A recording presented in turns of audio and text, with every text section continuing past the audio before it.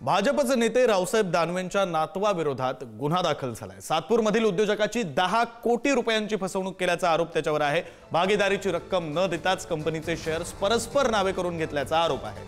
सातपूर औद्योगिक वसाहतीमध्ये उद्योजक कैलास अहिरे यांची NV auto spares private limited ही कंपनी आहे। गेल्या काही वर्षांपूर्वी कंपनी मालक कैलास अहिरे यांची रावसाहेब दानवेंसोबत मुंबईत भेट झाली। त्यानंतर दानवेंनी नातू शिवम पाटील आणि गिरीश पवार तसंच सतीश अग्रवाल यांना कंपनीचा भागीदार करून घ्या असं सांगितल्याचं अहिरे म्हणाले।